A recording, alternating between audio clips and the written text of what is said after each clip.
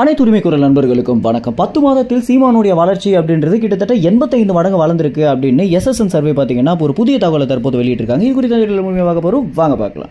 தமிழ்நாடு பொறுத்த வரைக்கும் ஏகப்பட்ட சர்வே நிறுவனம் இருந்தாலும் இந்த SSN சர்வே அதிகமான ஆளுமையில் இருக்கிறதுக்கு முதல் முக்கிய காரணமே என்ன அப்படின்னா, கல்லூரி மாணவர்களை வைத்து இந்த நபர் நேரடியாக எடுக்கக்கூடிய சர்வே அப்படின்றது. இன்னும் சொல்ல போனால் இதை பார்த்து தான் பாண்டேக்கே மாணவர்களை வைத்து சர்வே எடுக்கலாம் அப்படின்ற ஒரு ஐடியாவே கிடைச்சது அப்படின்னு பாண்டேவே பார்த்தீங்கன்னா நிறைய வீடியோக்களை பதிவிட்டிருக்காரு.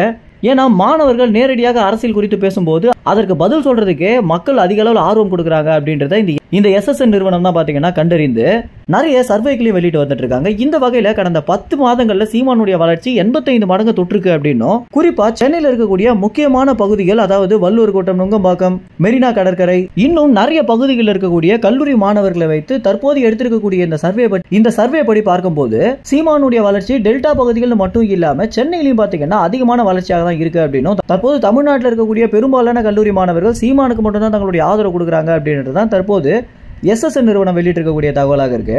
இந்த தகவல் படி வச்சு பார்க்கும்போது 18 வயது நிரம்பிய ஓட்டாளர்கள் புதிதாக 30% உள்ள வராங்க அப்படின்னும், ஏற்கனவே இருக்கக்கூடிய மாணவர்கள், இளைஞர்கள், நாம் தமிழர் கட்சிக்கு ஆதரவு கொடுக்கக்கூடிய நபர்கள் அப்படின்னு அது ஒரு 50% அப்படின்னும், ஒட்டுமொத்தமாக இந்த புதிய வாக்காளர்களையும் சேர்த்து வைத்து பார்க்கும்போது 80% மேல சீமானுக்கு வாக்கு வங்கி வரப்போறது ரொம்பவே உண்மையாக இருக்கு அப்படின்னும், அப்போ அவருடைய ஆசைப்படி 1 கோடி வாக்குக்கு மேல வாங்கி நிச்சயமாக இந்த 3வது இடம் அப்படின்றது 2வது இடமாக மாறதுக்கு நிறைய வாய்ப்புகள் இருக்கு அப்படின்னு தான் SSN நிறுவனம் வெளியிடக்கூடிய தகவலாக இருக்கு.